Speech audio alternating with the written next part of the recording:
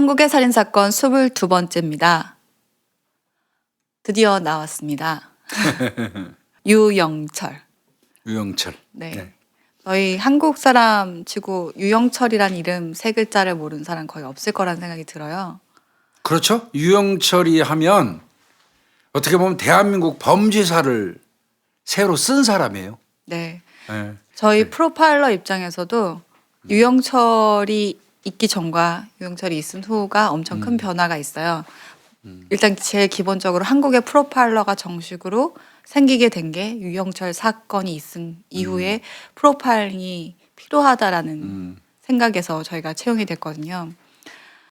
그래서 저는 유영철 교수님이 이제 하자고 하셨을 때 너무 많이 떨리더라고요. 왜 떨렸어요? 할 얘기도 많지만 분석해야 될 것도 너무 많고 맞아요. 내가 너무 전체적으로 다 볼 수 있을까? 이걸 전체적으로 조망해서 내가 객관적으로 바라보고 얘기할 수 있을까라는 생각이 들었던 거죠.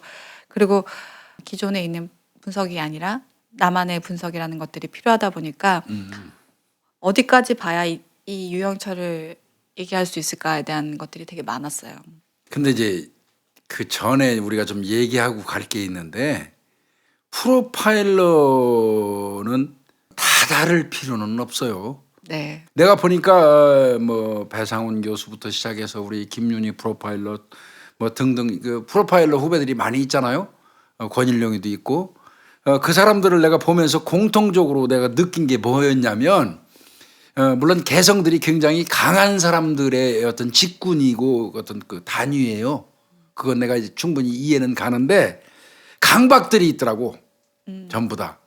내가 프로파일 하는 거는 뭔가 좀 달라야 된다. 이런 어떤 그 강박 같은 게 일정 부분 작용하는 것 같다는 몰라 나만의 생각인지 모르는데 내가 그런 걸 느꼈거든요. 근데 저는 그렇지 않다고 생각하거든요. 이 사람에 대해서 전체적으로 어느 정도 파악이 되고 많은 걸 알아야 이게 분석이 되는데 그 자료 정보라든지 이런 거에 대해서 되게 한계적일 때 좀 협소하거나 못 본 부분이 있을 때는 프로파일링이 되게 틀려지는 부분이 있거든요. 그럴 수 있죠. 그러다 보니까 어떤 일정 부분에 있어서 더 많은 걸 보려고 하고 또 어떻게 보면 기존에 나와 있던 시각이 아닌 더 많은 것들을 볼 수 있지 않을까라는 어떤 그것도 일종의 강박이죠. 근데 저는 강박이 있기 때문에 프로파일링을 하는 거라고 생각을 하기 때문에 그거는 저도 좋은 것 같고요. 근데 그 부분이 생활할 때는 별로 좋지는 않긴 하더라고요. 그러니까 뭐 내가 한 프로파일이 다른 사람이 한 프로파일하고 같아서는 안 된다고 생각하고 마치 그 사람이 먼저 얘기했는데 내가 느낀 것도 같은 생각인데 그 얘기를 하면 그 사람을 따라가는 것처럼 느껴지는가 봐요. 그건 아니고요. 공통된 부분은 공통된 부분으로 인정이 되는데 사람이 한없잖아요. 그러니까 한 사람을 바라보더라도 시각이 다 다르기 때문에 일정 부분의 공통된 부분들은 분명히 있는데 세밀하게 보는 부분들이 좀 다른 부분들이 있어요. 근데 그거는 자기가 살아온 프로파일러 자체가 살아온 환경이라는 부분들이 많이 작용을 해요. 그래서 뭐 저희가 데이터라든지 아니면 어떤 DB, 어떤 객관적인 자료에 의해서 나오는 것에 대해서는 공통점이 많은데 더 들어가서 그 사람의 주관적인 부분, 그 사람의 어떤 뭐 더 내면을 바라볼 때는 확실히 좀 시각이 많이 차이가 생기는 부분이 있더라고요. 예, 이 프로파일러에 대한 오해가 좀 많이 있어요. 제가 이렇게 이제 방송을 하고 이렇게 다녀보니까 일반적으로 국민들이 무슨 강력 사건이 나서 수사관들이 검거를 못해하고 쩔쩔매고 헤맬 때는 프로파일러가 딱 투입이 되면 사건이 해결되는 사람으로 인식하는 경향이 있어요. 근데 그거는 우리 저 유니 프로파일러 놔두고 이런 얘기하면 안 되지만 결국 범인을 검거하고 추포하는 사람은 수사관이에요. 맞습니다. 그리고 맞아요. 프로파일러의 역할은 이른바 나침반 역할을 하는 거예요. 네. 수사의 방향을 제시해 주는 사람들이거든요. 궁극적으로 프로파일러 자체가 보조적인 기능을 띠고 있단 말이죠. 수사에 있어서. 그게 이제 원칙인데 일반적으로 하도 프로파일러 하니까 사건이 발생하면 프로파일러만 투입되면 사건이 해결되고 뭐 이런 식으로 인식을 하는 것 같고 프로파일러가 만능인 것처럼 인식하는 그런 경향들이 있어요. 근데 그거는 사실 잘못됐거든요. 그건 저도 프로파일러 입장으로서 저는 지금 수사 현장에선 떠나 있긴 하지만 그건 정말 교수님 말이 절대적으로 맞다고 생각을 해요. 프로파일러는 점쟁이도 아니고요. 범인을 딱 찝어주는 쪽집게도 아니에요.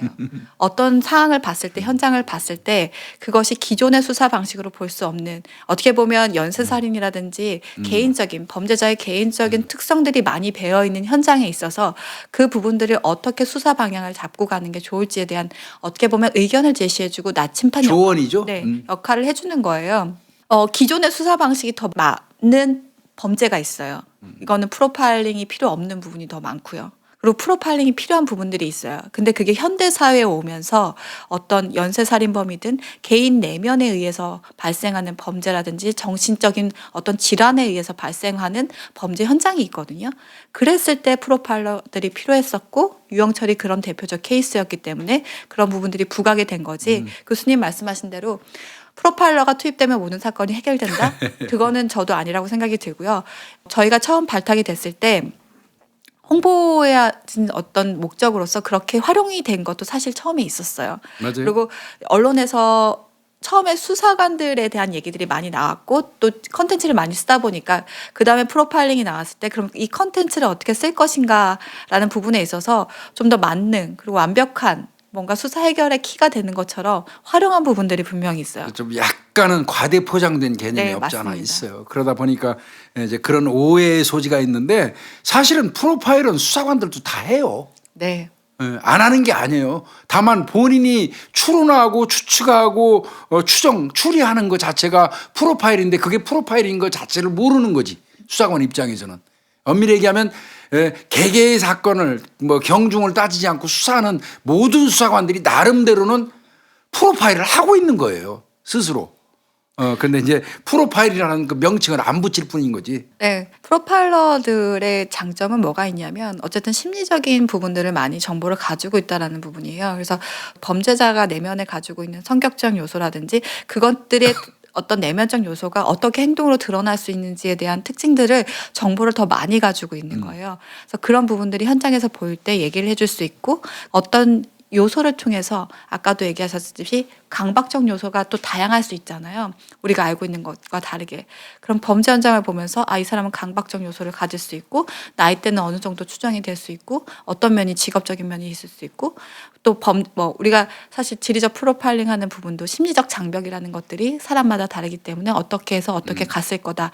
좀 더 많은 데이터를 가지고 있는 거는 사실이에요. 근데 분들 중에서도 더 자기가 많은 공부들을 하시는 분들이 있기 때문에 그런 부분도 사실 프로파일러도 공부 안 하면 역량이 적은 거잖아요.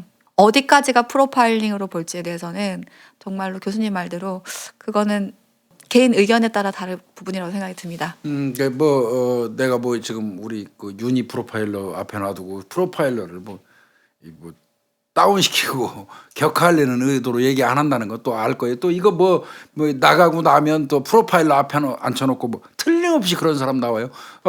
그 PD님 얼마 전에 잠깐 끊고 담배 한 대 피러 가기 전에 윤희야 내가 나 평소에 윤희 내 제자고 어떻게 보면 윤희가 내 딸 같아서 또 내가 너무 이뻐하고 그래서 윤희야 솔직히 평상시에 내가 윤희야 하고 우리 윤희 내가 진짜 이뻐하고 솔직히. 네.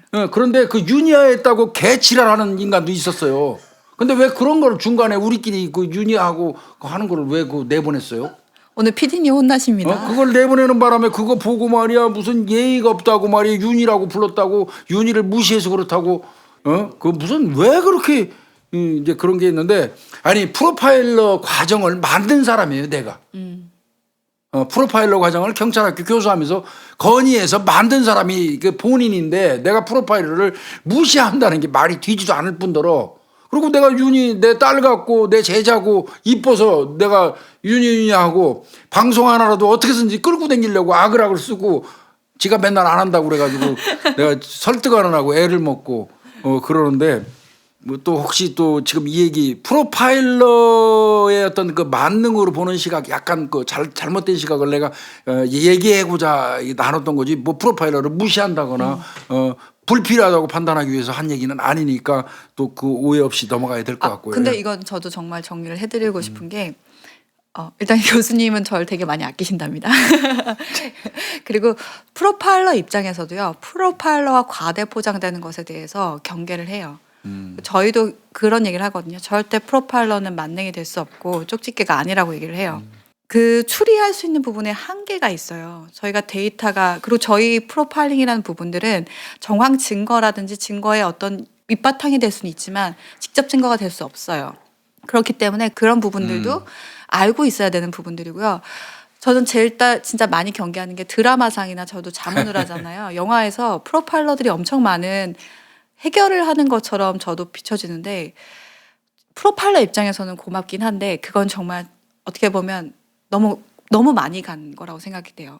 프로파일러는 현장에서 어떤 수사 방향을 설정하고 수사의 어떤 맥을 잡아주는 것도 있지만 더 많은 이유는요. 면담을 하고 데이터베이스를 쌓고요. 그것이 어떻게 보면 다음 범죄로 이어질 때 참고될 수 있는 연구를 하고 데이터베이스를 쌓고 이런 부분 또 어떻게 보면 수사관들한테 그런 정보를 알려주고 그것들을 얘기해주는 역할도 커요.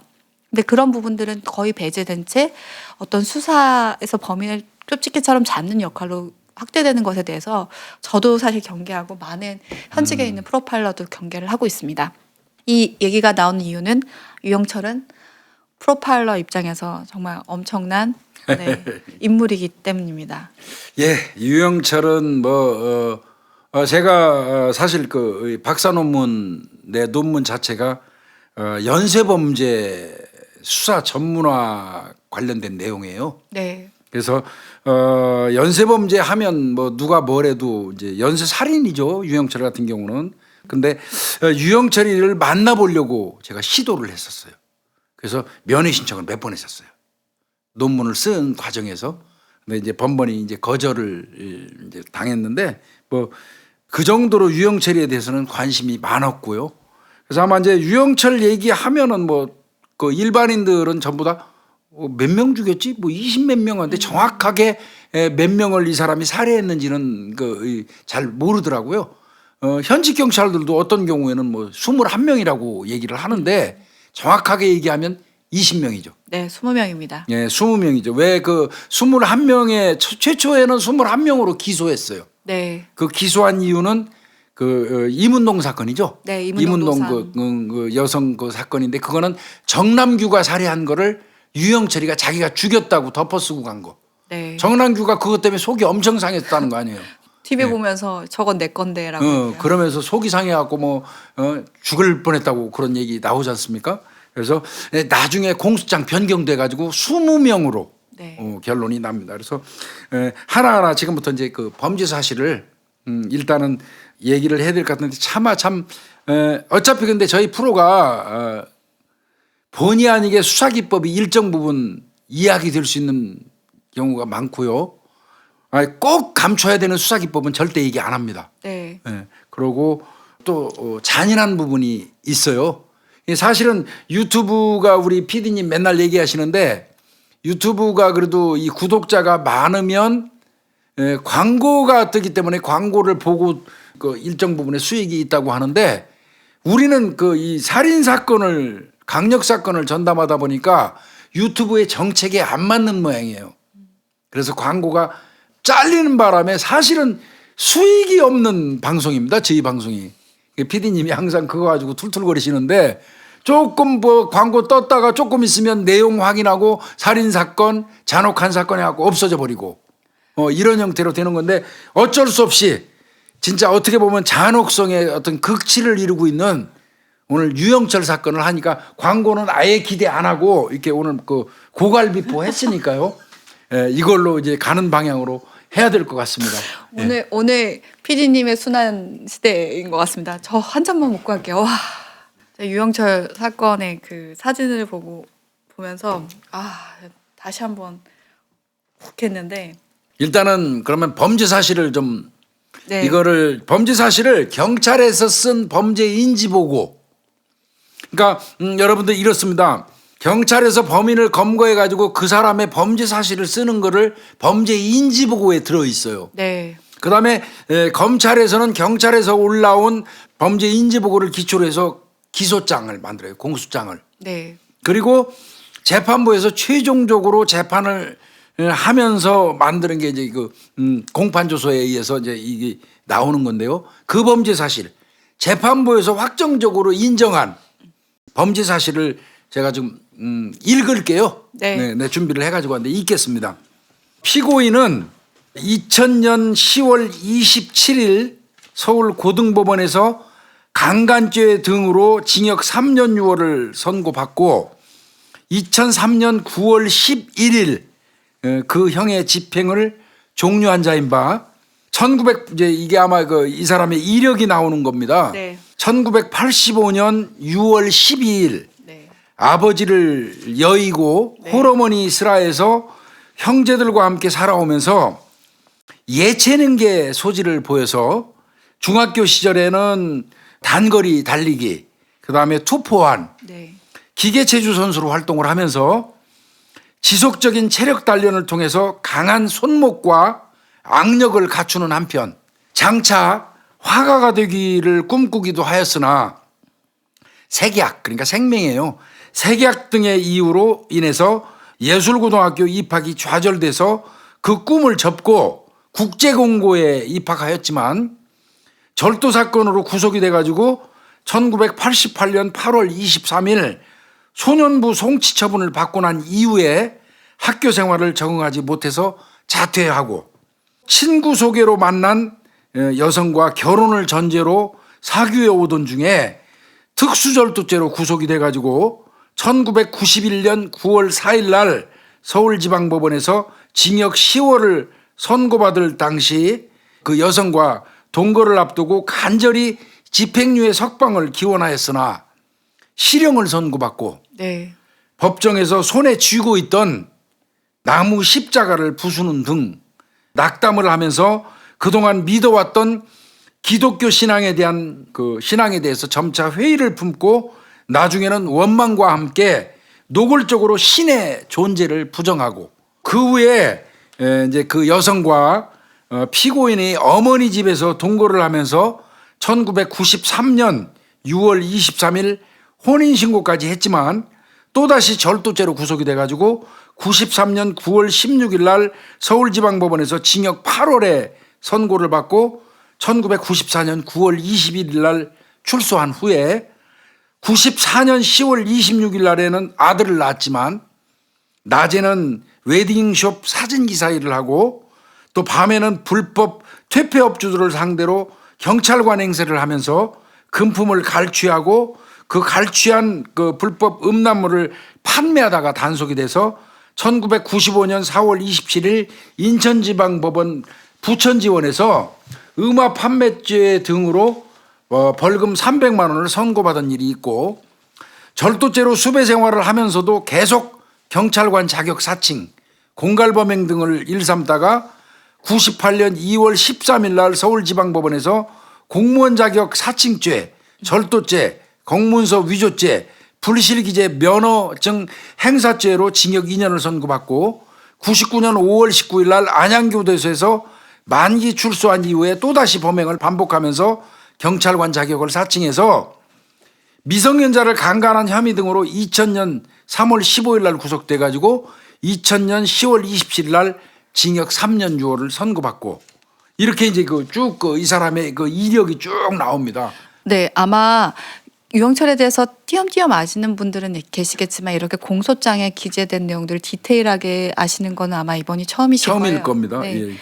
약간 요약해서 말씀드리자면 앞에 부분에 대해서는 이 사람의 어떤 살아온 인생이라든지 자기 뭐 원래 이 공소장에는 증거 자료에 대해서 얘기 오거든요. 근데 이게 피고인의 진술이 기본 바탕이 됐다는 얘기들이 나와요.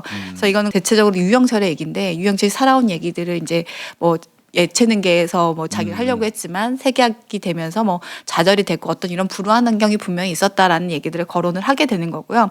주로 앞에 많이 얘기되는 게 전과가 있는 사람들은 전과를 이제 어떤 전과가 있었는지에 대해서 얘기를 하거든요. 유영철 같은 경우는 지금 총 7년 가까이 교도소에서 그렇죠. 수감을 해요. 근데 마지막 범죄가 가장 긴 거였는데 3년 6개월. 3년 6개월. 미성년자 강간으로 3년 6개월이 이제 형을 집행하고 이제 형을 살고 나온 이 시점에서부터 이제 범행이 시작된 것들을 이제 앞에서 얘기를 하는 거예요. 그리고 아까 신학 얘기가 나왔고 뭐 신에 대해 얘기가 나온 거는 뒤에 부분이 그 주택가 살인 사건하고 관련되어 있는 부분이기 때문에 이런 부분들이 설명을 좀 드린 거예요. 네, 거론이 됐고요.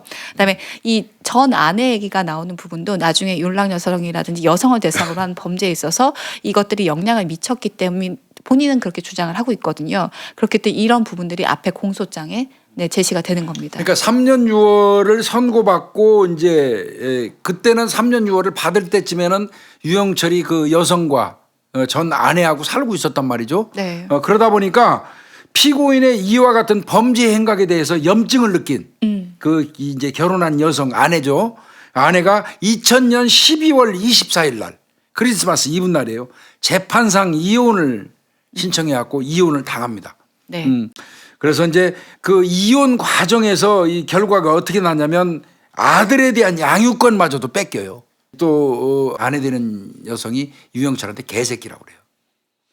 예, 개새끼라고 이 모욕적인 그 어떤 이 욕설까지 이제 듣게 되니까 그 유영철 입장에서는 배신감을 느껴요.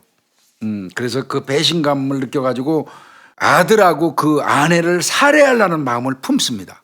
예, 그러다가 그들 대신 다른 사람들을 살해하기로 마음을 먹고 교도소 벽면에다가 장차 출소하면 살해할 사람들의 숫자까지 기재를 해요.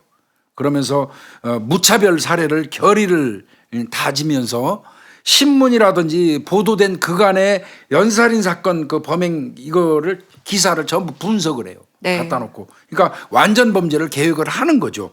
그렇게 이제 하고 그런 과정에서 이제 여기까지가 이제 그 아내에 대한 어떤 그 감정선이 나온 거고요. 얼마 안 남았으니까 바로 읽을게요. 이 공소장입니다. 이게 이제 재판서에 나온 거니까. 피고인의 이와 같은 비참한 현실이 피고인 자신의 무책임하고 충동적인 행동 탓이라는 점에 관해서는 진지하게 반성하지 아니한 채 모두 불공정하고 모순된 외부적인 여건 때문인 것으로 치부하는 가운데 넉넉하지 못한 가정환경에서 자라오면서 형성된 부유층에 대한 이 반감이 맹목적인 적대감과 증오심으로 심화되어 교회 부근에 사는 부유층들을 골라 잔인하게 살해해서 교회 부근에 살아도 신의 보호를 받지 못한다는 것을 널리 알리고 부유층들에 대해서 공포감을 조성함으로써 그동안 마음속 깊이 쌓아두었던 사회에 대한 불만과 적개심을 표출하기로 마음먹고 2003년 9월 11일 날 출소합니다. 네. 이때부터 시작되는 거예요. 2003년 9월 11일 날 출소한 후에 일단은 어머니 집에서 잠시 머물면서 과도로 큰 개를 찔러보는 살인 실험을 통해서 해봤는데 피만 나올 뿐 곧바로 숨지지 않는다는 것을 알고 칼보다는 머리를 강타하면 비명도 지르지 못하고 곧바로 쓰러뜨릴 수 있는 둔기가 보다 효율적인 살해 방법이라는 것을 깨닫고 서울 마포구 신수동 소재에 있는 공사장에서 손자루가 긴 햄머를 들고 옵니다. 그리고 그 자루를 떼어난 후에 그 자리에다가 길이가 짧은 장도리 자루, 이 망치, 그 자루를 넣어서 실리콘 처리를 하는 방법으로 범행 도구인 손자루가 짧은 햄머 한 자루 약 한 4kg 정도 되는 그거를 특별 제작합니다. 그리고는 위험용으로 제크나이프 하나를 준비하고 또 범행 시에 지문을 남기지 않기 위해서 세무장갑 한 켤레와 코팅된 목장갑 여러 켤레 그리고 위와 같이 범행 도구를 넣어서 들고 다닐 수 있는 검정색 어깨거리 가방을 각각 준비합니다. 그리고 범행 시간대는 주로 노약자나 부녀자들만 있는 집 아까 유니 프로파일러가 얘기한 것처럼 주로 노약자나 부녀자들만 있는 그 범행 시간대 그러니까 이제 출근하고 난 오전 시간대에 범행할 것을 결의를 합니다. 그러니까 이게 공소장의 첫 앞부분에는 사람들이 다 이해할 수 있게 범죄 사실 전에 이 사람이 왜 범죄를 저지르게 그렇죠. 되고 어떤 동기를 가지고 있냐를 간략하게 얘기를 하는 거예요. 그래서 전 부인한테서 이제 이혼을 당하게 되면서 아이도 키울 수 없게 됐기 때문에 그 적개심을 품었는데 이게 내가 이렇게 죽이고 나면 내가 발각이 될 거고 더 이상 범행을 저지를 수 없기 때문에 이들은 죽이지 않고 다시 다른 범죄자들을 대상으로 했다라는 것들입니다. 근데 그때 나는 신에게 배반을 당했기 때문에 내가 교회 부근에서 사는 그 부유한 주택가들의 사람들을 대상으로 했을 때 너네들은 어쨌든 신은 존재하지 않아 이런 것들을 보여주기 위해서 신의 보호 필요 못 받는다니. 이런 것들, 그러니까 자기만의 합리화한 범죄에 대해서 얘기를 한 부분이고요. 그다음에 범행 준비를 어떻게 했는지 그러면 얼마나 철저히 범행 준비를 했는지에 대해서 제시를 하는 거예요. 그래서 뭐 공부도 했고 어떻게 하면 범행을 잘 저지를 수 있을까뿐만 아니라 개도 찔러보고 그다음에 범행 도구도 내 손에 맞게 다 특수 제작하고 그다음에 범행 증거를 남기지 않기 위해서 세무장갑 준비를 하고 각자 어떻게 이 사람이 준비를 해왔는지에 대해서 앞부분에 다 설명을 하고 있는 부분입니다. 그러니까 이제 그건 공소장에 나온 범죄 이제 네. 그 준비고요. 그러면 유영철의 검증조서에 나와 있는 진술 이거 정말 제가 38페이지 이거 몇 주간에 걸쳐서 유영철의 모든 것을 지금 제가 준비를 했는데요. 그러다 보니까 유영철의 검증조서 진술 내용을 제가 입수를 했어요. 거기에 나오는 범행 준비는 이렇습니다. 범행 동기는 절도죄로 전주교도소에서 복역을 하고 있는 중에 돈이 없어서 이혼한 부인을 생각하니 본인은 돈이 없어서 이혼당했다고 생각하는 거예요. 돈이 없어서 이혼한 부인을 생각하니 돈이 많은 부자들에 대한 적개심이 생겨나서 출소하면 죽여야겠다고 결심했다. 이렇게 얘기했고요. 그래서 2004년 9월 11일 날 전주교도소에서 출소해서 서울 마포구 공덕동 부모님의 집에서 지내던 중에 교도소에서 결심한 일을 실천해야 되겠다고 마음먹고 2004년 9월 20일 날 신촌에 있는 오피스텔로 이사해서 본격적인 범행 준비를 시작했다. 9월 중순경에 신촌 일대 건축 현장에서 햄머망치 직경 5mm 정도 된다고 해요. 한 개와 나무자루 한 개를 오피스텔로 가지고 와서 해머망치에 있는 긴 나무 손잡이를 빼내고 약 30cm 정도 되는 다른 나무 손잡이를 거기에다 끼웠다는 거예요. 그래서 가방에 들어갈 수 있게 제작했다. 이 얘기고요. 9월 23일 날 을지로에 있는 밀리오레 상가 가가지고 검정색 가방을 10,000원에 구입했답니다. 청계천 또 도깨비시장 노점에서 골프 장갑하고 그다음에 골프 장갑하고 비슷한 장갑 하나 그걸 10,000원에 또 구입을 했고요. 그다음에 버거칼 그게 한 15cm 정도 되는 그 이제 그 제크나이프를 네, 얘기하는 네. 것 같아요. 그거를 한 개에 30,000원에 구입해서 가방에 넣어서 범행을 준비를 했다. 이게 이제 유영철이가 직접 그 얘기한 내용이고요. 강도로 이제 본인이 범행하면서 위장한 이유에 대해서도 얘기를 해요. 돈은 안 가져가고 부자들만 죽이는 사람으로 소문이 나서 그렇게 나고 싶었다는 거예요. 네. 그래서 사실 그 범행 현장에서 돈 안 가져가거든요. 초창기에는.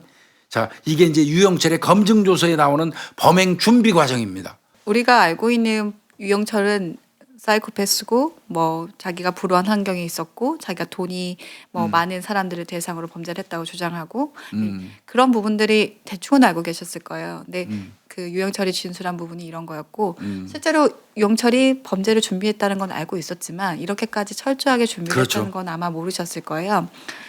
그 도구를 범죄자들이 다 제작하진 않아요. 그럼요. 자기 손에 맞게 그리고 뭐 위협용 나이프부터 시작해서 다 용도별로 준비를 한 거잖아요. 그렇죠. 그리고 장갑도 하나를 쓰지 않아요. 바꿔가면서 맞아요. 범죄 현장에서 쓰거든요. 이거는 엄청난 준비를 했다라는 거고 이건 살해 목적이었다는 게 명확한 거예요. 그러니까 우리가 여태까지 만나왔던 범죄자보다는 좀 더 업그레이드 됐다라고 표현하기는 좀 그렇지만 좀 차원이 다르게 준비를 했고 목표가 정말 명확했던 살인범이라는 겁니다. 첫 번째 사건이 저희가 신사동에서 예. 시작이 되죠. 예. 2003년 9월 24일입니다. 그리고 시간은 10시경으로 추정을 하고 있는데요. 그때 그 집안에는 이제 이모 씨와 그 부인이 있었는데요. 72세 남자분과 67세 여자분이었습니다. 맞습니다. 그러니까 9월 24일 날 10시 10분이에요. 정확하게. 네. 10시 10분경에 서울 강남구 신사동 소재에 있는 그 소망교회에 있어요.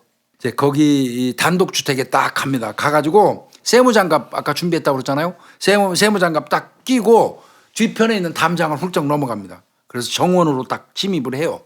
정원으로 침입해가지고 집안의 동태 싹 살펴보죠. 살펴본 다음에 다시 코팅된 목장갑으로 바꿔요. 얼마나 치밀하냐고요. 세무 이 장갑을 끼고 담을 넘고 안에 들어가서는 다시 코팅되어 있는 그 목장갑으로 갈아 낍니다. 그리고 제크나이프 들어요. 그러니까 장갑마저도 범행할 때마다 갈아 낀다는 얘기예요.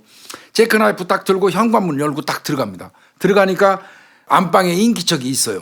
그걸 확인한 다음에 이제 거실 계단을 통해 가지고 2층으로 올라가서 2층 각 방문 싹 열어봐요. 전부 2층에 사람이 아무도 없는 거 확인했어요.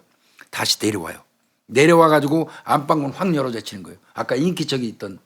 이게 어떤 걸 의미하냐면 절도범으로서 이미 절도를 많이 해봤기 때문에 그렇죠. 어떻게 침입하고 어떻게 상황 파악을 해야 되는지 아는 거예요. 그 담을 지금 담도 되게 능숙하게 넘어요. 아유, 능숙하게 넘어요. 근데 그때는 목장갑을 끼면 불편해요. 세무장갑이 낫죠. 네. 그러고 나서 흉기를 들고 자기가 범행을 해야 되다 보니까 다시 밀리지 않는 그런 코팅된 장갑으로 바꾸는 거고 이미 자기 머릿속 안에 계산이 있던 거고요. 절도범들이 원래 제일 먼저 상황 파악을 하고 2층에서 누가 자신의 변수가 생길지 안 생길지 파악을 하거든요. 이미 다 자기 머릿속에 시뮬레이션이 다 된 거죠. 그러니까 지금 유니 프로파일러가 지금 장갑 얘기하셨는데 맞아요. 그 코팅 목장갑 같은 경우는 담장을 잡았을 때 벗겨질 수가 있어요. 잡아서. 그러니까 세무장갑 같은 거 끼고 들어오면 편하거든요. 그리고 이제 범행할 때는 세무장갑보다는 코팅된 목장갑이 본인 입장에서 유리하다고 미끄러지지 않으니까요. 그렇게 생각을 하는 것 같고 1층으로 다시 내려와서 아까 인기척이 있는 안방문을 확 열어 제끼는 거죠. 이게 진짜 엄청나게 무서운 일이에요. 자, 그러니까 유영철이 보고 깜짝 놀라서 자리에서 뻘떡 일어나죠. 그 피해자 그 노인이 뻘떡 일어나니까 앉아. 뭐 앉으라고 그러는데 뭐 갑자기 사람이 들이닥쳤는데 쉽게 뭐 그냥 바로 앉겠어요? 안 앉고 좀 뭐 우물쭈물하니까 바로 소지하고 있던 그때 체크나이프 들고 있었잖아요, 손에. 그 체크나이프로 목을 이래 찌릅니다. 목을 이래 찔러서 그 자리에 쓰러졌어요. 쓰러지자마자 가방에서 미리 준비했던 둔기, 해머망치라고 그러죠. 지금부터는 이제 지금 해머망치라고 한 번만 쓰고 다음부터는 이제 둔기로 갑시다. 둔기로 머리를 여러 번 내리쳐가지고 살해하죠. 네. 그리고 나서 그 피해자 옆에 또 한 사람 그 아내가 있잖아요. 아내. 남편을 그냥 갑자기 그 들이닥쳐가지고 안방문 열고 들어와서 목을 찌르고 둔기로 살해하니까 이 여자분 같은 경우는 놀랬을 거 아니에요. 강도라고 생각한 거죠. 살려달라고 하면서 장롱문 막 열어갖고 돈을 막 꺼냅니다. 돈 꺼내서 이거 가져가고 살려달라고. 그러니까 유영철이가 거기서 뭐라고 그러냐면 내가 돈 때문에 그런 것 같으냐. 이것도 어디까지나 지 얘기예요. 네. 내가 돈 때문에 그런 것 같으냐 하면서 다시 그 들고 있던 둔기로 아내 되시는 분 머리를 여러 번 내리쳐서 살해하죠.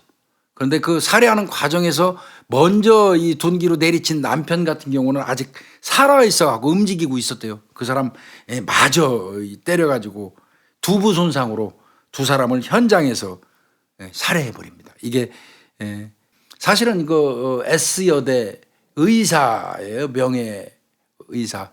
명예교수인데 그 의사 부부를 2명을 그냥 이렇게 급습해가지고 순식간에 둔기로 살해한 사건입니다. 이게 신사동 사건이에요. 네. 굉장히 이게 시끄러웠었어요. 이 사건이 처음 발생했을 때만 해도. 제가 그때 이제 막 범죄 심리 공부를 하기 시작할 타이밍이었는데 이 사건은 전 그때 기억이 나거든요. 그때 엄청나게 뉴스에 엄청 많이 나왔었어요. 많이 나왔습니다. 네. 워낙 방법 자체가 너무 잔인했기 때문에. 그렇죠. 그때만 해도 이게 시작인데 서막에 불과했는데 네. 그때까지는 그런 잔인한 수법의 어떤 그 범행은 경찰관들도 뭐 머리가 거의 다 으깨진 상태였으니까. 정두영을 우리가 제일 첫 번째 네. 다뤘었잖아요. 유영철의 스승. 스승이라고 얘기하는 부분인데 정두영도 둔기를 사용을 했었잖아요. 맞습니다. 유영철도 그렇게 둔기를 사용을 했는데 좀 현장을 제가 정두영 사진을 몇 장 못 봤지만 유영철이 좀 더 잔인했던 것 같아요. 그렇죠. 이게 네. 참 이 범죄 사실만 보고는 안 될 것 같아가지고 유영철이의 또 이 자필 진술서를 제가 입수를 했어요. 이거 진짜 요거에 대단하시다. 대해서 네. 요 지금 제가 그 말씀드린 범죄 사실의 자필 진술서 내용을 제가 좀 읽어드릴게요. 이거 2003년 9월 24일 날 본인이 스스로 쓴 거예요. 노년역에서 내렸답니다. 노년역에서 내려가지고 주택가를 배회하던 중에 범행 주택을 발견하고 건물로 들어갈 마땅한 장소를 찾기 위해서 건물 뒤 아파트로 가가지고 나무들 사이로 담장을 넘어서 조용히 앉아 동태를 한 10분 정도 살펴봤대요. 그러니까 담을 훌쩍 넘어가지고 나무 사이에 쪼그리고 앉아서 한 10분 정도 동태를 살펴본 후에 바로 현관문을 열고 2층으로 올라가서 인기척이 없는 걸 확인하고, 이거는 얘는 바로 2층으로 올라간 걸로 자필 진술서에는 나와요. 근데 이 인기척이 2층으로 올라가서 인기척이 없는 걸 확인하고 다시 내려와서 안방을 제외한 나머지 방을 다시 확인하고 주방까지 인기척이 없는 것을 확인한 다음에 3명 정도인 줄 알았는데 열고 보니까 부부 2명뿐인 안방에 들어가서, 이제 어법이 잘 안 맞을 수 있어요. 얘가 그대로 쓴 거라. 안방에 들어가 아저씨를 위협하는 과정에서 말을 듣지 않아 칼로 목을 찌르고 놀란 아줌마를 진정시키는 척하며 망치로 아저씨 머리를 내리쳤으며, 아줌마를 좀 아저씨 옆에서 떨어지라고 해도 말을 안 듣자 아줌마도 둔기로 때렸으며, 아저씨가 움직이길래 번갈아 가며 확인차 둔기를 몇 번 더 내리쳐 사망을 확인하고 안쪽에서 문배꼽을 누르고 다시 나와 처음 들어갔던 철장 담벼락으로 나와 골목길로 가던 중 오토바이가 세워져 있는 곳에서 바지에 묻은 핏자국을 그 집에서 가지고 나온 수건으로 닦던 중 칼을 놓고 온 게 생각이 나서 다시 똑같은 위치와 방법으로 철장 담벼락을 넘어서 안방 앞에 이르러서 문이 잠겨 있길래 오른발로 수차 세게 차서 열어보니까 피비린내와 이불 위에 칼이 그대로 놓여 있어 그 칼을 가방에 넣고 장갑 낀 손으로 장롱을 열어서 강도처럼 보이게 하고 귀금속 등과 지폐 등이 보였으나 그냥 바로 나왔음. 나오는 방법은 현관 대문을 이용하지 않고 처음 들어간 곳이 철장 담벼락을 그대로 넘어와서 아파트 쪽으로 넘어 걸어서 노년역으로 와서 전철을 타고 왔음. 이렇게 본인이 자필 진술서를 썼어요. 1차 범행 내용을. 좀 차이가 있죠. 네. 아까 그 범죄 사실은 안방에 인기척이 있는 걸 확인하고 2층을 올라가서 확인하고 다시 내려온 걸로 돼 있는데, 이 본인이 쓴 진술서에는 바로 2층으로 먼저 올라갔다가 확인하고 그냥 1층으로 내려와서 급습한 걸로. 약간의 차이는 있지만 뭐 범행 순서에는 그 구분은 없어요. 네. 매 건마다 모든 건마다 자필 진술서는 제가 확보했으니까 읽어드릴게요. 네. 자필 진술서가 어떤 자료보다 사실 가장 중요하거든요. 그렇습니다. 본인이 작성했던 거고 본인의 의식의 흐름을 저희가 볼 수 있게 그렇습니다. 돼요. 사건을 어떻게 인지하고 어떻게 기억하고 있느냐는 자기의 내면 상태를 가장 많이 드러나는 부분이거든요. 시간의 흐름 속에서 사건도 이렇게 하지만 흐름이 정지되어 있는 상태나 그 시간이 더 머물러 있는 곳이 있어요. 그 사건의 흐름보다. 그럼 거기에 더 집중하고 있던 부분이나 거기를 포인트로 기억하고 있다라는 부분이거든요. 그래서 저희가 자필 진술서를 볼 때는 그런 부분들을 주로 보게 되는 부분도 있고요. 또 뭐 여러 분류의 자필 진술서를 통해서 각각 다른 부분들을 분석을 하게 됩니다. 여기 그러니까 뭐 디테일하게 나오잖아요. 담벼락을 어떻게 넘어가고 장갑을 어떻게 끼고 들어가고 어떻게 동태를 파악하고, 이거를 범인이 아니면 그런 행동을 낱낱이 기재할 수가 없어요. 이거를 스스로 본인 손으로 자필로 받아두는 순간 이 자체가 엄청난 법정에서의 증거 능력을 가지는 겁니다. 근데 지금 이 자필 진술서에서 거의 사실만을 얘기를 해요. 자기 감정이나 자기의 의견들은 들어가지 않아요. 그렇죠. 네. 정난하게 그 자기 행동만. 네. 그게 좀 되게 특색 있는 부분이에요. 어떻든 일체 그 범죄 사실에 대한 얘기들만이 수법이라든지 이런 자세한 부분은 있지만 자신의 감정 상태라든지 자신이 느꼈던 부분, 그런 부분은 되게 많이 배제되어 있는 것 같고요. 이렇게 해서 이제 부부를 살해를 한 게 9월 24일이에요. 2003년 9월 24일. 이건 경찰 역사에 아마 써질 거예요. 그리고 나서 두 번째 범행이 시작됩니다. 그러니까 이제 우리가 요전번에 말씀드렸지만 뭐 제가 연쇄 범죄에 대해서 박사 논문을 썼다고 말씀드렸잖아요. 뭐 휴지기, 그러니까 냉각기가 있는 게 이제 연쇄 살인범의 특징이라고 하지 않습니까? 네. 자, 9월 24일 날 첫 범행을 하고 난 다음에 두 번째 범행은 2003년 10월 9일입니다. 한글날이에요. 네. 그러니까 한 며칠 정도 걸렸나요? 한 6일, 한 2주 가량 네, 2주에서 된 것 3주 같습니다. 정도 사이 예. 2003년 10월 9일 날 역시 10시 40분이에요. 네. 첫 번째 범행 때는 10시 10분이었잖아요. 이번에는 10시 40분입니다. 아, 근데 이때만 해도 10월 9일이 공휴일이 아니었어요. 예, 예, 맞아요. 네, 한글날 그때는 공휴일 그냥 아니. 평일이었거든요. 지금 공휴일로 되어 있는데 그때는 평일이어가지고 다 출근을 하는 그 시간. 맞습니다. 두 번째 범행은 이제 아까 얘기한 것처럼 이제 서울 구기동이에요. 네, 그러니까, 이게 신사동에서 구기동이면 위쪽으로 올라가는 맞습니다. 거죠. 예. 그 구기동 소재 그 부근에 있는 영광교회가 또 있어요. 아까 소망교회 옆에 있잖아요. 신사동. 요번 두 번째 범행은 구기동에 있는 영광교회가 위치한 곳이에요. 거기에 이제 그 단독주택입니다. 세무장갑을 끼고 담장을 넘습니다. 그래가지고 정원으로 들어가요. 그러니까 거의 그 맥락이 이거 범행 수법이 비슷해요. 세무장갑 끼고 담장을 넘어서 정원으로 가가지고 집안의 동태 살펴요. 그 다음에 또 다시 코팅된 목장갑으로 갈아 낍니다. 갈아 끼고 제크나이프 들죠. 일단은 협박용으로 쓰기 위해서 그런 거예요. 처음부터 망치 안 들고 네. 둔기 안 들고 제크나이프를 든 채 현관문을 열고 확 들어가는 거죠. 들어가서 거실 입구에 있는 왼편 화장실에 있던 피해자를 발견을 해요. 그분이 연세가 강모 씨인데 85세 노인이에요. 그 노인네를 보자마자 빨리 가방에서 이 둔기를 꺼내가지고 그냥 그 머리를 내리치는 겁니다. 그래서 쓰러뜨리고 그리고 난 다음에 화장실 나와가지고 이제 거실 안쪽으로 쓱 가요.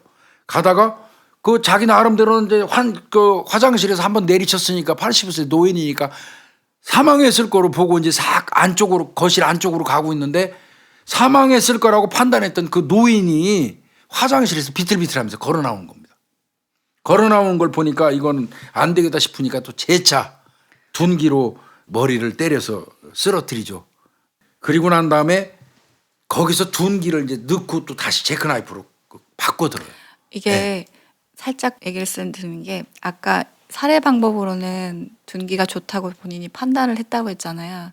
처음에 봤을 때 사람이 봤을 때 위협을 느끼는 건 칼이에요. 둔기가 맞아요. 아니라. 둔기보다는 네. 훨씬 위험용으로는 흉기가 훨씬 효율적이죠. 그래서 바꿔드는 거예요. 살해할 땐 이게 더 맞아요. 효과적이지만 첫 사람을 대면했을 때 이게 더 효과적이라고 판단하기 때문에 바꿔드는 건데 이거는 유영철은 정말 엄청나게 사람에 대해서 연구를 많이 했다라는 부분이 확실히 드러나요. 그래서 이제 이 경우도 화장실에서 이미 살해한 줄 알고 둔기로 살해했는데 비틀비틀 걸어 나오니까 재차 때려서 살해하고 난 다음에 다시 둔기 집어넣고 흉기를 또 다시 꺼내 들어요. 그리고는 흉기 들고 안쪽으로 거실 안쪽으로 가요. 가는데 2층에서 우당탕탕 소리가 나니까 2층에서 2층 계단을 통해서 1층으로 사람이 하나 내려와요. 그 사람이 60 먹은 그 여성분이에요. 네. 그분이 이제 내려오니까 딱 마주쳤겠죠. 유영철이하고. 그러니까 바로 아까 손에 들고 있던 그 흉기를 목에다 딱 들이대는 거죠. 들이대고 1층 그 소파 있는 쪽으로 끌고 와가지고 발로 이제 그 차죠. 복부 같은 데를 차서 쓰러진 사람을 다시 이제 또 살해하는 때는 둔기를 꺼내가지고 머리를 내리쳐서 살해하죠. 그리고 나서는 이제 다시 2층으로 결국 올라갑니다. 이제 우당탕탕 올라가니까 뭐 벌써 2번 정도 우당탕탕 소리가 났잖아요. 그때 이제 그 소리를 듣고 그 집 아들이에요. 35살 먹은 아들인데 이 자폐 증상이 있다고 합니다. 이 아들이 그 소리를 듣고 막 올라가는데 거의 마주치다시피 하는 거예요. 유영철이요. 그러니까 또 다시 들고 있던 체크나이프로 목에다 대가지고 위협을 하고 2층 복도로 이제 끌고 가서 또 햄머 망치 아까 또 다시 둔기라고 그랬죠. 네. 둔기로 머리를 내리쳐가지고 살해합니다. 그러니까 한 집에서 3명이나 살해를 한 정말. 거예요. 네.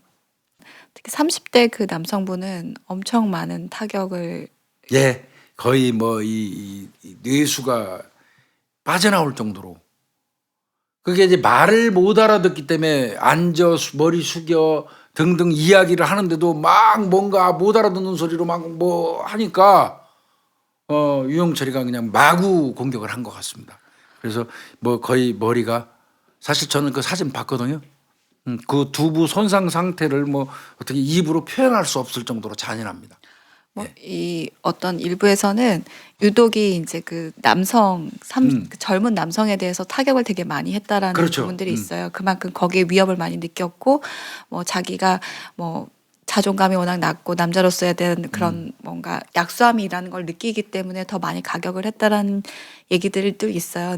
근데 유니 프로파일러가 지금 그 얼핏 그 얘기하신 것처럼 사실 유영철이는 힘 있고 젊은 사람을 공격한 적이 한 번도 없어요. 네, 그러니까 우연하게 맞닥뜨려진 부분은 있지만 이 사람이 처음부터 계획할 때는 그 대상자들은 없었어요. 그렇죠. 전부 다 약한 노인분들이나 여성들이었죠. 네, 대상자. 근데 이제 이 경우는 보니까 이 사람이 어떤 그 장애가 있는 사람이라는 거는 잘 몰랐던 것 같아요. 네. 그 건장한 35세에 있던 그 남자이다 보니까 자기 방어 본능 기제가 발동한 것 같아요. 그래서 지나치게 오버킬, 네. 심한 공격을 했던 걸로 이렇게 추정하는데 맞습니까? 그거는? 네, 저는 맞다고 생각합니다. 맞습니까? 제가 썼던 논문 중에 상처 패턴을 통해서 살인 사건의 동기라든지 이런 걸 봤던 게 있거든요. 근데 그 개인적인 요소에 의해서 오버킬을 하는 경우가 제 논문에서는 일단은 검증이 됐는데 거기에 자기 손상이라는 부분이 있어요. 그 파트라든지 아니면 그 망상이라든지 피해의식 같은 부분들이 이거하고 연관이 많이 있는데 제가 나중에 그 프로파일링한 부분이 있다 보니까 제가 직접적으로 유영철을 프로파일링한 부분은 아닌데 자기 손상이라는 부분이 아마 높게 나왔던 부분인 것 같아요. 그래서 저는 약간 그런 부분에 대해서 어떻게 보면 유영철의 내면적인 부분 때문에 피해 대상에 대해서 더 오버킬을 한 부분이 분명히 있다라고 생각이 돼요. 35세 남자이기 남자에 대한 그러니까 자기도 두려움이 있는 거죠. 엄청난 저는 뒤에서 보면서 유영철은 저는 엄청 소심한 사람이라는 생각이 들었어요. 이따 그거는 이제 네. 후반부에 분석해 주셔야 될 네, 거예요. 네, 네.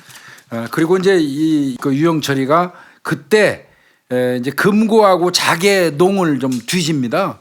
그리고 거실에서 내려오던 아줌마한테 물어봐요. 이 집에 누구누구 있냐니까 위에 아들하고 남편이 있다고 얘기를 하거든요.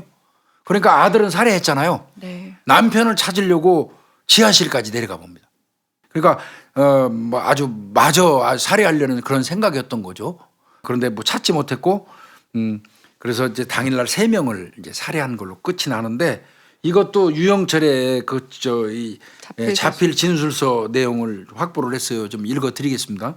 03년 10월경에 구기터널 입구 근처에서 하차해서 외길인 이북 오도청 쪽으로 걸어 올라가던 중에 범행 주택이 마땅하게 없어서 30-40분간 더 물색하다가 교회 앞에 있는 주택이 담벼락이 낮아서 쉽게 담을 넘어 자갈이 깔려있는 정원을 소리가 안 나게 천천히 현관까지 다가가서 현관문에 달려있는 종소리가 나지 않게 조용히 문을 열고 입구 초입 왼쪽에서 앉아 무슨 일인가를 하고 계시는 할머니에게 다가가 머리를 내리쳤으나 할머니가 의식을 잃지 않고 서서 조금 걸어 나오시길래 재차 둔기로 머리를 내리쳐 2-3회 더 내리쳐서 사망한 걸 확인하고 어수선한 소리에 위층에서 아줌마가 계단으로 내려오는 것을 칼로 위협해서 1층 거실 소파 쪽으로 끌고 가 앉히고 소리를 내면 죽인다.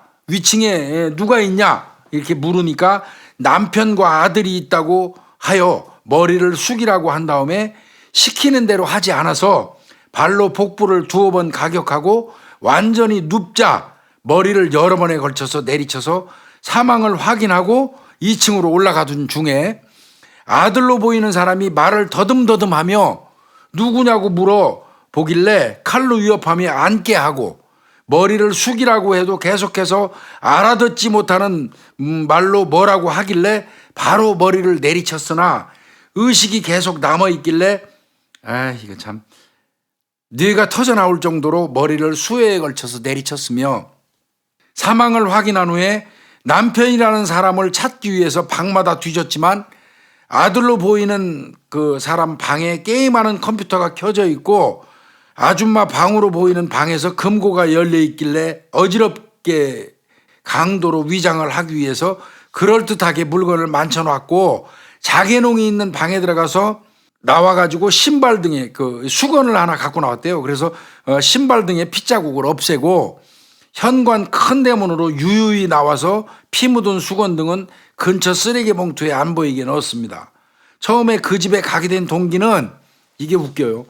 회색 그레인전가 뭔가 하는 차가 그 집 앞을 에서 서길래 차에서 내리는 아줌마가 들어가는 집을 유심히 보고 그 집으로 들어가는 것을 확인하면서 그 집을 범행 대상으로 삼은 거고 1층 거실 부근에 벽난로 앞에서 아줌마를 살해한 것이며 그러니까 이 차에서 내리는 거 보고 따라 들어갔다는 거예요.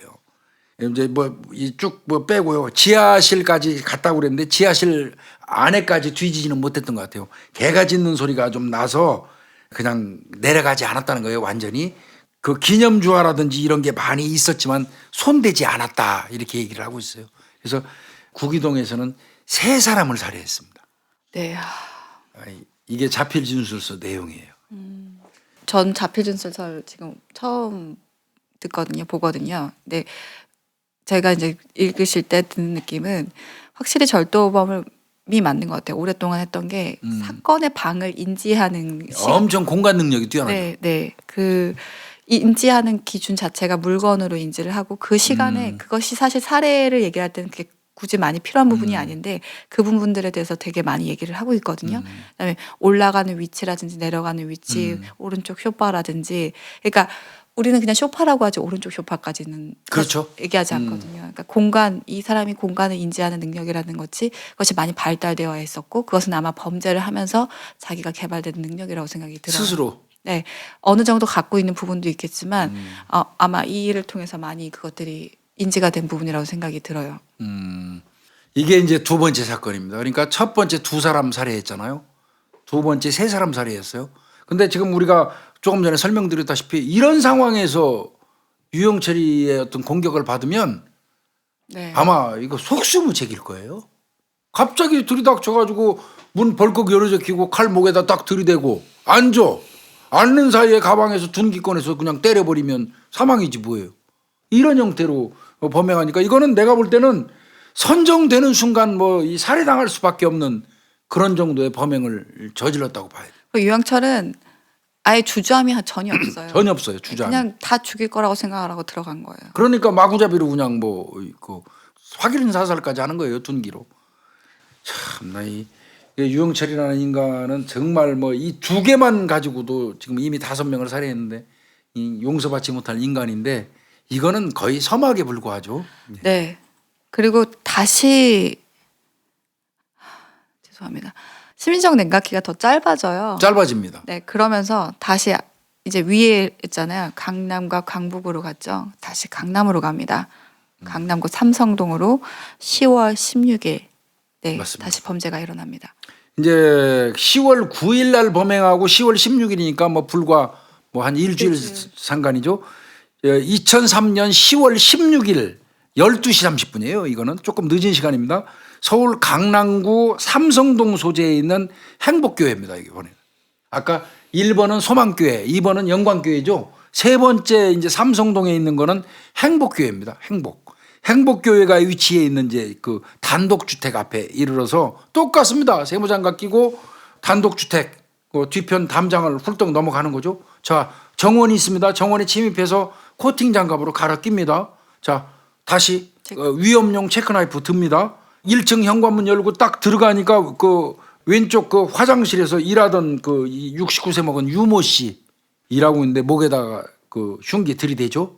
그리고 거실 그 오른쪽 편에 있는 안방 이 다용도실을 경유해서 화장실을 끌고 갑니다. 거기서 이제 둔기 꺼내가지고 내리쳐서 거기서 살해합니다. 그리고는 이제 그 거기서는 그냥 바로 그 집을 빠져나오죠. 예. 네. 그런데 이제 이거는 그날 한 1시간 정도 있다가 오후 1시 30분경에 아들이 이제 그 발견을 해요. 그래가지고 삼성의료원으로 후송해가지고 응급치료를 받았지만 오후 2시경에 두부 손상으로 결국 사망하게 됩니다. 참 이거 정말 이 뭐 어떻게 표현을 해야 될까 모르겠어요. 이게 그러니까 뭐 이 경우도 뭐 그냥 문 열고 들어가서 똑같은 패턴으로 그냥 속수무책으로 목에다가 흉기 대고 위협하고 앉힌 다음에 둔기로 가격하고 그리고 빠져나오는 거죠. 유유히.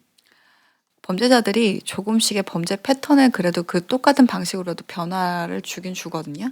근데 유영철은 이제 뒤에 그 여성 살해하는 것도 그렇고 무유증 살해하는 것도 그렇고 자기만의 방식들을 패턴을 그대로 지켜가요. 똑같습니다. 그 예. 패턴을 지키려고 노력을 했던 것 같아요. 지키려고. 네, 왜냐하면 그 패턴을 벗어났을 때, 그러니까 무의식 중에 자기가 아. 딱 이렇게 생각하지는 않지만 무의식 중에 그것을 벗어났을 때 자기가 실수를 할까든지 아니면 자기 계획 안에서 벗어날 거라는 것들이 전 두려움이 분명히 있었을 거라고 생각해요. 그래서 보다 보면 계속 무슨 복사한 것처럼 패턴이 똑같아요. 맞습니다.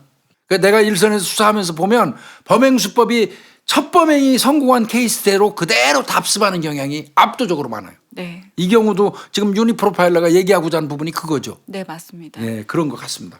이것도 제가 자필 진술서 읽어드릴게요. 네, 2003년 10월 중순경에 삼성동 주택가에서 범행 장소를 찾던 중에 범행 주택 부근에 있는 큰 부잣집 주차장이 열려 있었어요.